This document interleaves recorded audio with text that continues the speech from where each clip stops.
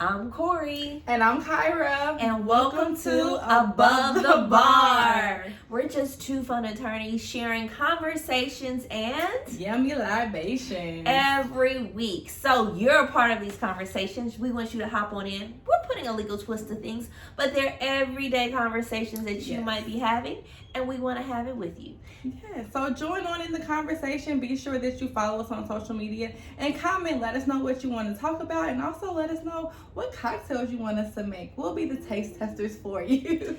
We will risk buying the ingredients, putting them all together, giving you our honest reviews, just so you have someone to experiment with. And of course, we do it for the love of the libations. Yes. Let you know what works, what doesn't work. Today I learned that doesn't really work when I made my cocktail. As you guys know, I love my garnishing. So let's first get to the cocktail itself. It is a white winter martini. It's Christmas time. We like to be festive. We're here in Houston. I grew up in Chicago. I miss the snow. So why not make my cocktail a little winter wonderland? I don't know anything about the snow, but I like to drink. So, Kyra, tell me more. Let's jump into this cocktail. So it's really simple. I have most of the ingredients up here. The only ingredient that's not up here is the half and half. Keep that in the refrigerator. But up here we do have the creme de cacao. Use the light version, white chocolate liqueur, and vanilla vodka. So the thing that I learned that does not work. The cocktail does, for the garnishing, require a white sugar rim. So I'm not gonna lie, I was being a little cheap. And also they did not have the white color sugar at Specs.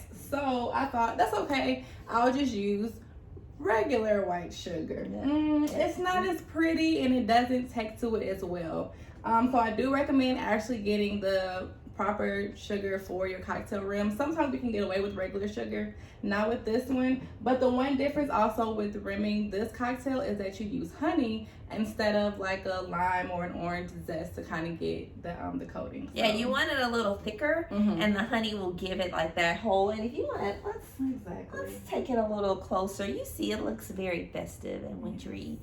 But okay, I tried it. I want to see what Corey's reaction is. It's good. It tastes like a boozy milkshake. Yep. Exactly. It's like a boozy milkshake. Now, the half and half scared me because, like a lot of you women out there, me and lactose.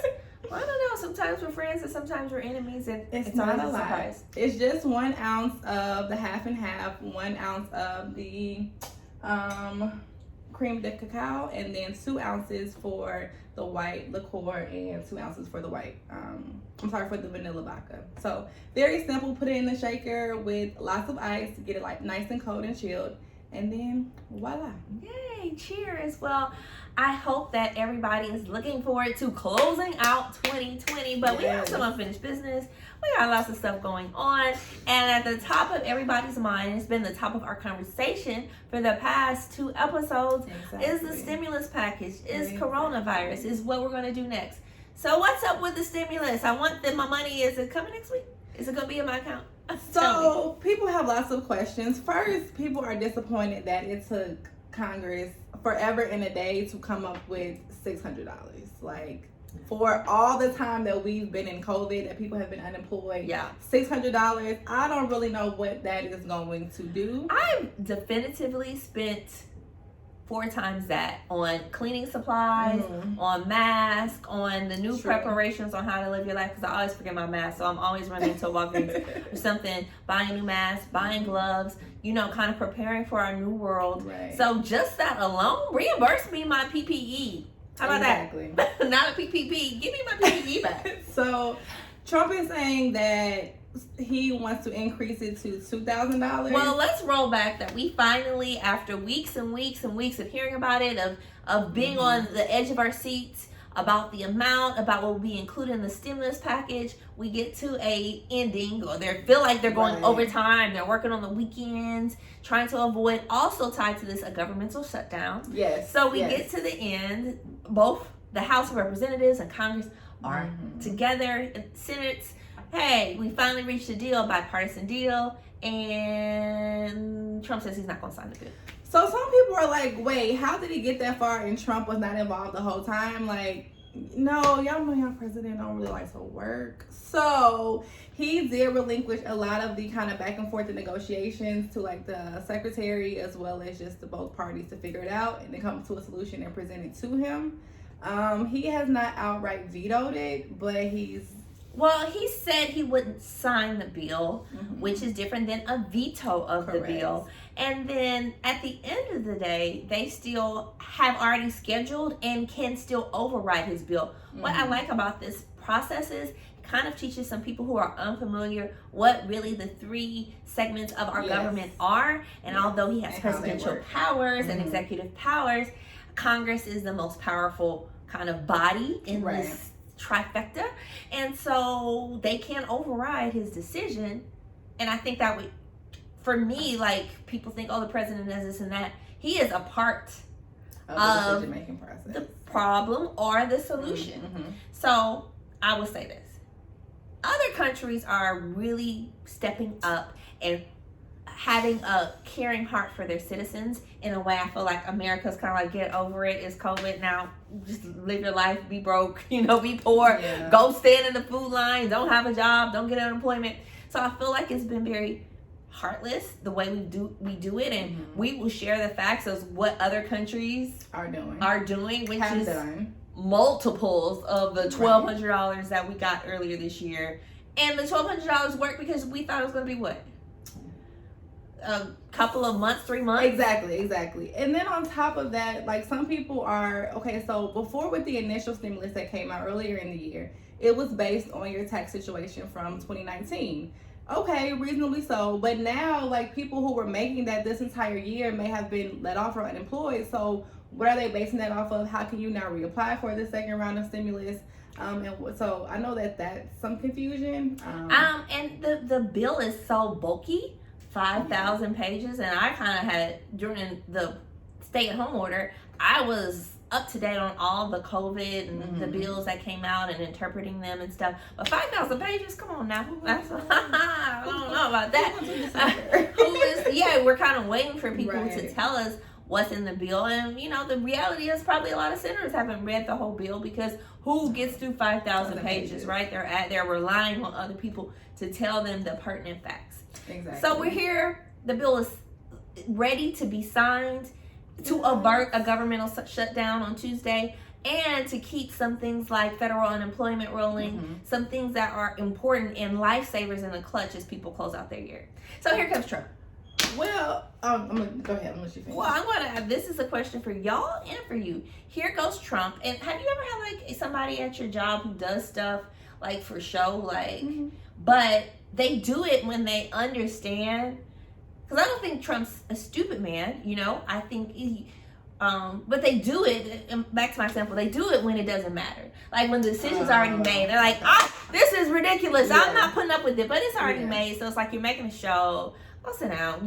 The time to protest or have a conversation about it is when you can do something about it. Right. Not afterwards when you're like, the nerve of you. I'm not taking it. It's like cussing somebody out once they hang up the phone. So my question would be, and I totally agree with that. He should have been more proactive. Like, you should have had some ear to the ground as to what number they were figuratively thinking before it was like, okay, this is the final deal. All over the news. So that you could have pushed back on it, sooner than them giving you what their final decision is. So that was reckless. Am I surprised? No, not at all. There have been several instances throughout his presidential presidency that he has claimed he did not know information that he should have as a president. So definitely neither here nor there. But my question would be, okay, so is this like a kind of holdover stimulus package, and then you're going to give something else at a later date, maybe once Biden is in office? That, because $600, even if that's what y'all decide, even if they bump it up to $2,000, that's still only going to hold people over for a quick hot second. And we still have stay-at-home orders in certain states. We probably anticipate let's be honest, after the holidays, there'll be more rolling out depending, and this is usually based in these jurisdictions on the hospital bed capacity in the ICUs. So in Houston, we're blessed. We have lots and lots of hospitals. So it takes us a little bit longer to reach that ICU capacity level. But that's not a reason to not be cautious or wary about COVID. So, you know, I actually I will applaud Trump for standing up however and whyever he said it. It needed to be said. Now, he's giving misinformation, kind of. He's talking about things because it was a funding bill tied to a stimulus package. So some of these facts he's giving are tied to a funding bill, not the stimulus package. But the reality is somebody has to draw, and sometimes it's not the person you expect. Somebody has to draw attention to the fact, and let me applaud. There were some senators, Bernie Sanders is one of them, who was saying, no, this is not enough. AOC was saying that, like, why would you think $600? It sounds like, you know, like, oh, the peasants, they'll be fine. It's like, let them eat cake, right? Like Marie Antoinette, what are they mad about? Like, oh, they just, instead of 4 presents, give your kids, you know, a can of beans for Christmas. But I applaud him for it. I thought it was probably the best speech I've ever seen him give. He had facts. He wasn't looking so crazy. Okay, well, so about himself, you know, it at least it was presented as far as like, this is appalling, and it is, but he should have been on this mountaintop much before now. He was. To say this is not right. Like, people are in need. These are the holiday seasons, and if your heart doesn't melt for the families that are suffering right now, then come on, Scrooge humbug. And even outside of the, you know, holiday season, like, that's definitely a very valid point. But you also have other things coming into place with regards to renters and the moratorium that's being lifted.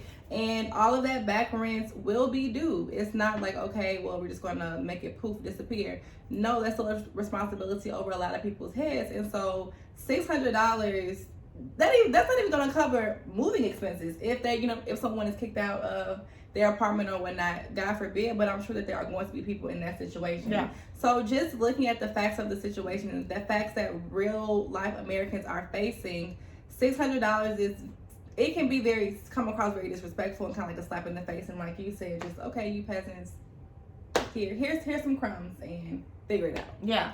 And that's not fair because nobody anticipated this, you know, pandemic or the effect that it would have, and it's life altering for a lot of people. So like, compassion is needed. I don't understand like how you mentioned other countries have surpassed us and what they're giving, but we're supposed to be wealthier than them. Like, there's some disconnect that I'm not really catching on to. Yeah, I just think as a whole, no one's really looking to solve the entire problem. Like you gave a great example. You lift the moratorium so they can now be evicted, or they have to pay the entire amount, including back rents, right?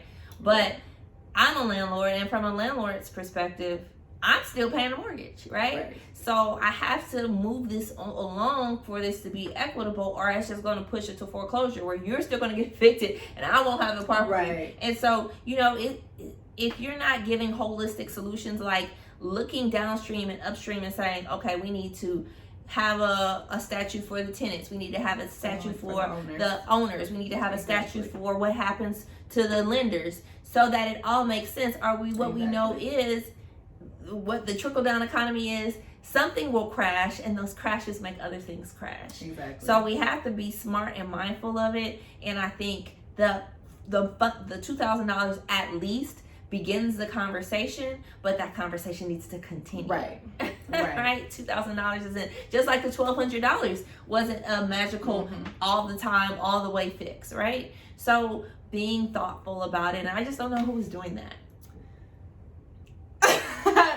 That's what we're trying to figure out. We'll see what happens in the next coming days with regards to if it actually gets signed. I think Nancy Pelosi is trying to say, sign the bill and we will present a separate initiative for the $2,000 push to Americans, all Americans, and that's set to go to vote, I believe, tomorrow. This is Wednesday, and it's set to go to vote on Thursday.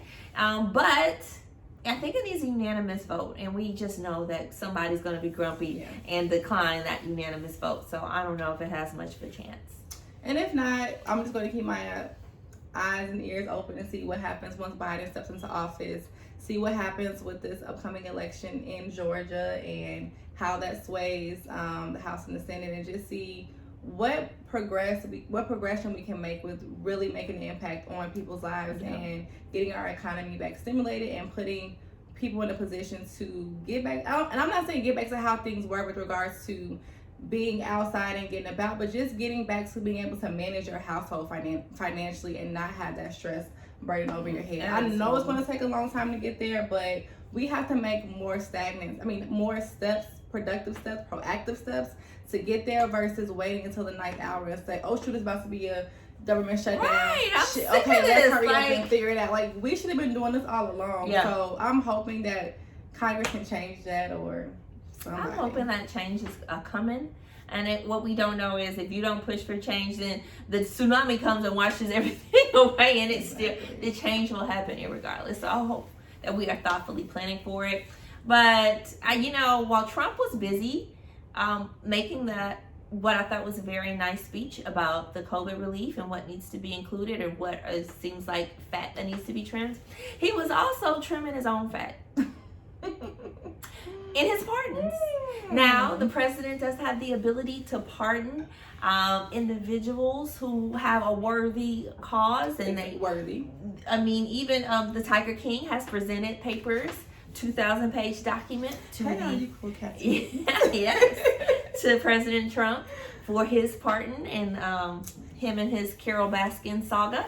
But Trump is using some of his pardon ability to pardon some of his cronies. And not only his cronies, but potentially himself, which is unheard of, as well as proactively pardoning his children from any liability that they may have from future criminal sanctions and things of that matter, which is absurd. And when I was reading about him being able to pardon himself, my first thought was, well, why didn't Bill Clinton? You cannot. So we are talking a lot about him and if he could do it, and every constitutional scholar is saying no, he does not have the ability to pardon himself. And even if he did try to pardon himself, that is for federal crimes.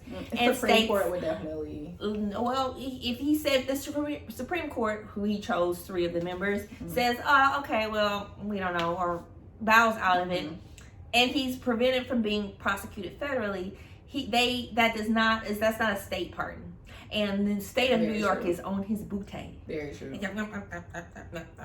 So, I think what you do when you start pardoning people federally, if there's a state prosecution, I'm sure the federal people investigating you is like, oh, here you go. Exactly. What are you doing? Oh, we can't do that with you?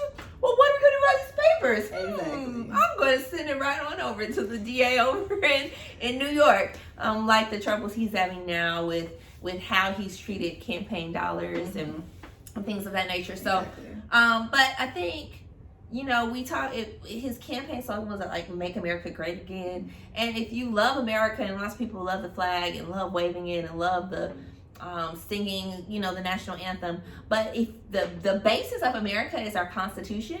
And so if someone has done something illegal in the Constitution, and it is what it is. And I, across the board, saw so many people in law school just saying, oh, well, it says it's against the law, so even if the spirit of the law was not being kept, even if people were inappropriately being sentenced to longer sentences or being convicted at a higher rate, then some of the other people, they say, oh, well, that the law is the law, they broke the law. So into that same thought, spirit, right? These people, the law was the law, and it can't just be you're my friend. When people get pardons, you hear some exceptional stories of people who have been inappropriately, I think, tampering with the grandma who got like life for selling drugs, like stories, and that's the Kim Kardashian, what pulled her heartstrings. And these stories are just inappropriate. Like, how would somebody get that sentence for doing that, as opposed to lying on the stand in the face of, lying to the Senate under oath, and having willfully done these behaviors that you're getting punishment for. So the idea with the pardon is that these people were convicted of the crime that they are charged with, and this pardon will pretty much, it doesn't expunge the record, but it pretty much says, okay, you did it, but just go on about your merry way.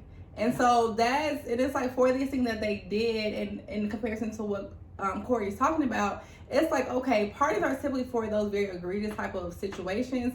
You lying under oath to save your boss's ass, or lying under oath, and then on top of that, one of them like is at home, like he got released from jail because of COVID, so you at home chilling. So already they had like sentences, like, and so when you know enough about our criminal prosecution system and how and the injustices, poor people socioeconomically exactly, they suffer so much greater because they can't afford great Counsel. defense, and they don't have the money, because you can, even if you can afford your attorney at first, when somebody draws it out, they send you a bunch of depositions, they make the lawyer work, it eats that money up, and then you just kind of get priced out of your own defense.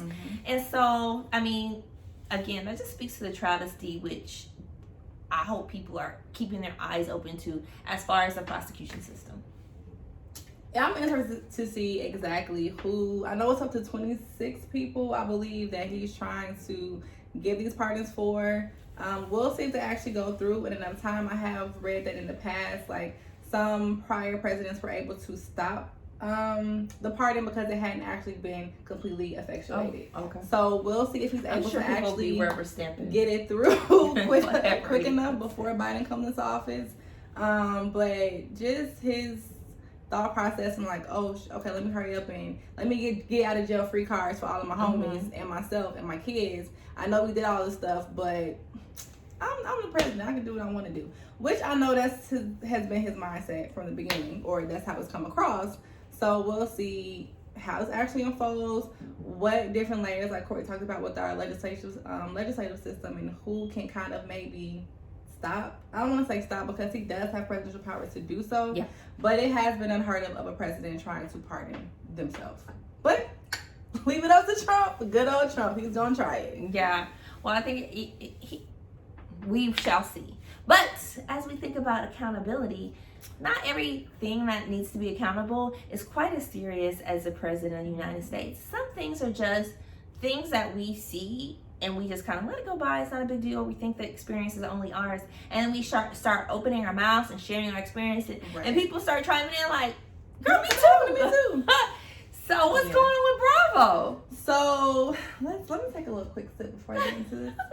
So I do like the Real Housewives of Atlanta, and I've gotten into Real Housewives of Potomac. So recently, Nene Leakes has kind of put out this boycott Real Housewives, and really it's against Andy Cohen. And so what she is alleging is that she is one of the first housewives to kind of start this genre of entertainment and reality TV, which she is. And she claims that she has been kind of demoted in certain sense and not getting a fair opportunity as others who are maybe of a white skin. And she's alleging that Andy Cohen and the Bravo production team are kind of racially biased against African American women. And so she had a conversation with Ben Crump, attorney Benjamin Crump, last week, I guess, on Instagram Live, kind of just asserting her position and how her story is reflective of, I mean, that's Hollywood, that's entertainment, that is nothing new. But she's taking a stand and saying like, no, like this is what's going on and I'm not going to stand for it. And Andy kind of he kind of tipped the hat towards her and giving her position some credibility, because on Real Housewives of Potomac, when he had a conversation with Monique about, I can't remember the details of how much her husband makes came up, but he was like, oh, like y'all can't, like your husband who used to play football doesn't still make that amount of money. And it's like, well, why can't he? There are several other ways for African American people, men, to make that money, the money that they made as an athlete, if not more. And so when asked about, what he meant by that on the show and then on Twitter, he really hasn't said anything. In addition to that, he has made Monique look like a villain and very aggressive, where she did have a physical alteration on the show. She did. But the thing is, like, women on other shows such as Real Housewives of Orange County, definitely Real Housewives of Jersey, they was about it. But you didn't kind of try to paint them as that same aggressive villain, persona. So just some racial biases that people have picked up on over the years and are calling him out on, that he See, okay. Haven't said anything about her. He hasn't made any response to it. So it's one of those things like it's no business like show business. And so I think a part of it, because he is on there like he's a host, but he's a producer, and he's been through many iterations of reality TV. And so as a producer, is it not your job to tell a story? And if the characters aren't filling in those blanks, then, you know, kind of naturally you're trying to sell a product. Let's not forget, his job is to sell the show, make the show look entertaining. And if that perspective gets people in based off the demographics that are watching the show, correct, then they're going to do that. And that's what you sign up for when you enter that space. Which is true.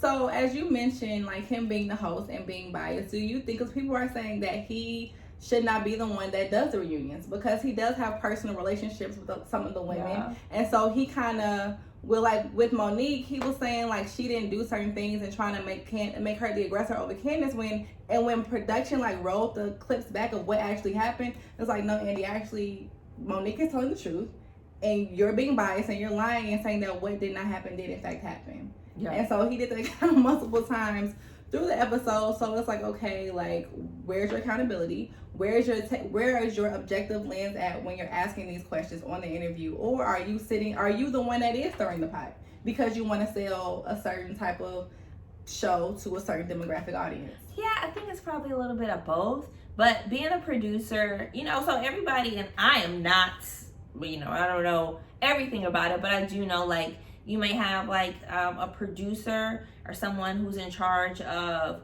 the thought and, you know, the storyline of the show, but they may not be the person doing the edits, and they may not know all the details. And so, you know, Andy or anybody has to ask themselves, like, is this the game where you like pass it along and someone says, "Ooh, did you see what happened yesterday?" And they tell it to them, and it gets to Andy, and it sounds different than what really happened, and he doesn't know because he ain't gone back and watched. I mean, you think about reality TV. They film literally hundreds and hundreds and hundreds of hours to come up with a small amount of things that make it too. So it can always be distorted. Very true, very true. I don't want to say we don't know what goes on behind the scenes, obviously. This is a he say, she say type of scenario.